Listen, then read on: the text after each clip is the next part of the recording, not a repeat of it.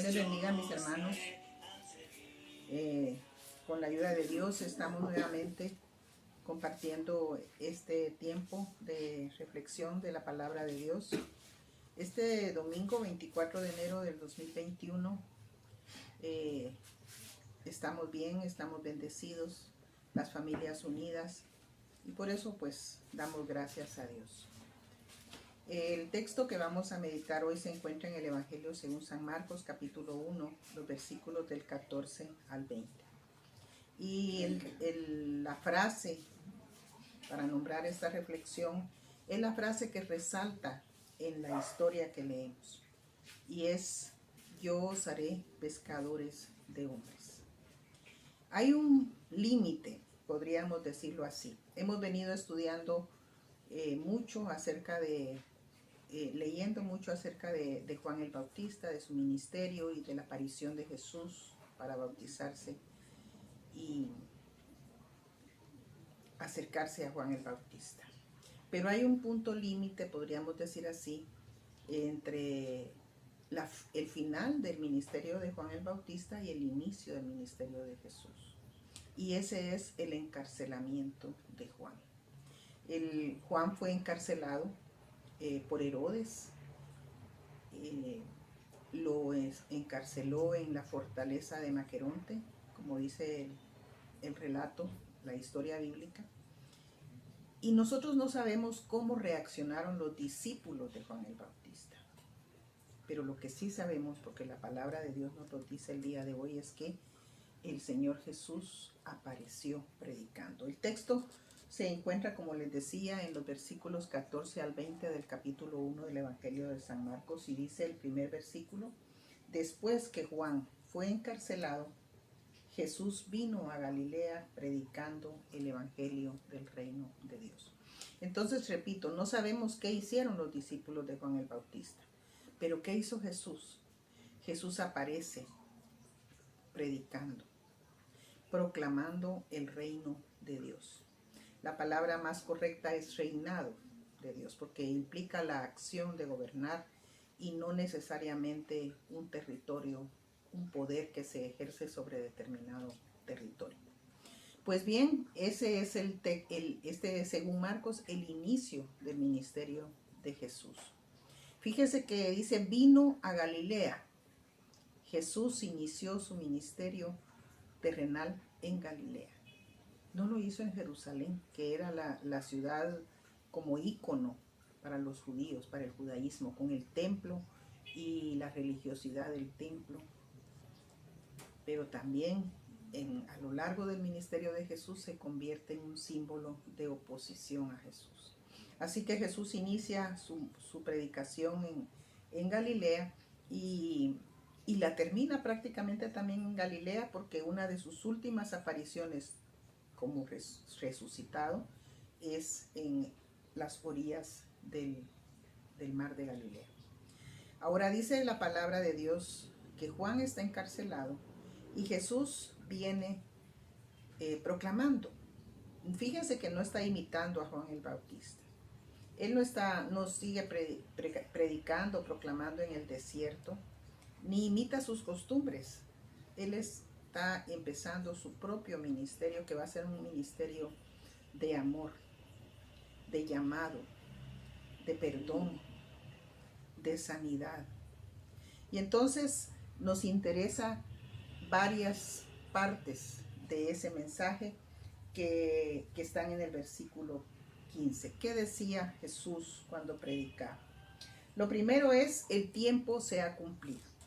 Y aquí tenemos que tomar en cuenta que para los judíos, o en el griego, en el idioma que ellos hablaban en esa época, habían dos palabras que se usaban para decir tiempo. Y una es cronos, que es el tiempo del calendario, del reloj, el tiempo, se podría decir, el que usamos, las horas, los minutos, y kairos, que es el tiempo de Dios. Cuando Jesús dice el tiempo se ha cumplido, quiere decir que llegó el tiempo de Dios, el tiempo oportuno para su aparición. El Señor no empezó su ministerio ni antes ni después de que se cumplió ese tiempo propicio para que él empezara su ministerio. Luego dice, el reino de Dios se ha acercado. Este es un mensaje sorprendente porque ningún profeta antes había dicho esto. Dios está aquí, el Señor se está acercando, el reino de Dios está entre nosotros. Pero Jesús presenta a un Dios bueno, un Dios amistoso, un Dios cercano. De hecho, su nombre, según el Evangelio de San Mateo, es Dios con nosotros. Entonces, ese es el mensaje, un mensaje que da esperanza. Es posible acercarnos a Dios, Dios se acerca a nosotros y es posible cambiar de rumbo. Y luego el reto dice, convertíos. El tiempo se ha cumplido, el reino de Dios se ha acercado, convertíos. Y ese mensaje sigue vigente para la iglesia. Tenemos que seguir llamando a la conversión. Muchas veces pensamos que nos convertimos en una ocasión y de ahí ya no tenemos que convertirnos más.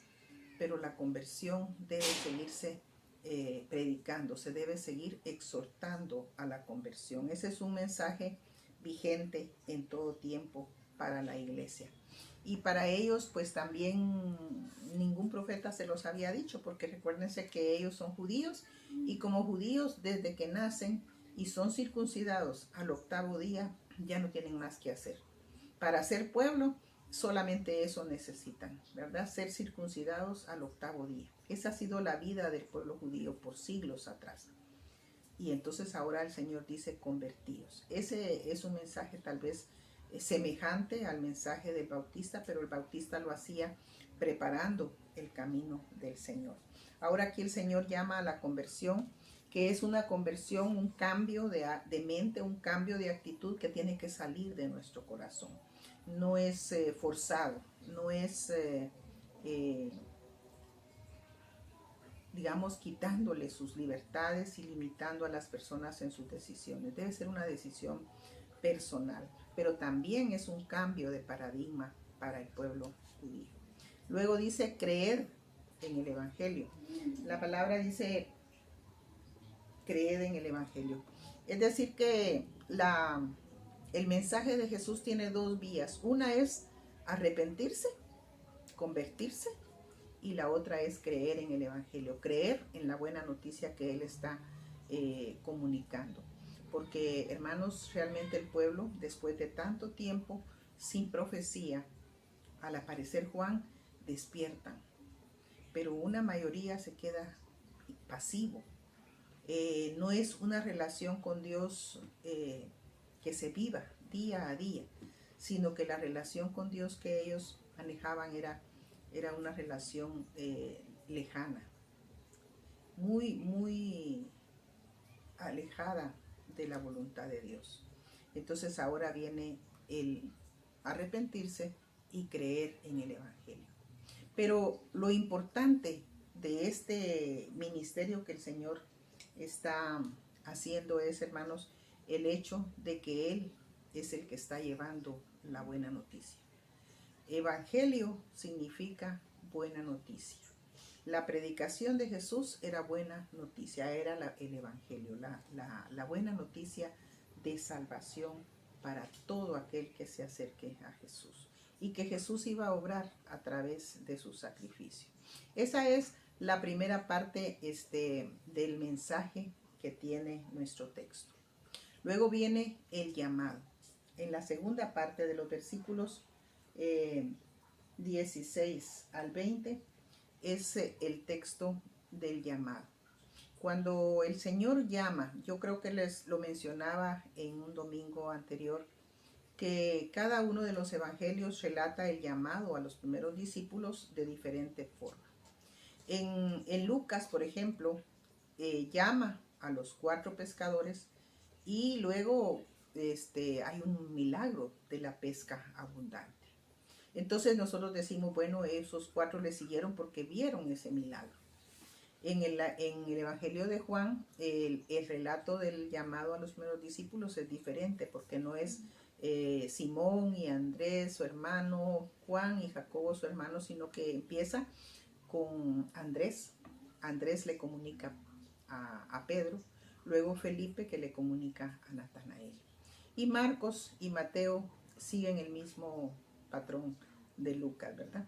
Entonces aquí nosotros vemos el relato de Marcos semejante al de Mateo, que dice que se acercó al mar de Galilea y encontró a estos 4 hombres. Primero 2 hermanos, Simón y Andrés. Simón sería Pedro, ¿verdad? El que se llamaría Pedro, y lo llamó. Pero lo interesante de este llamado es, uno, que ellos están trabajando. Están haciendo su tarea de pesca.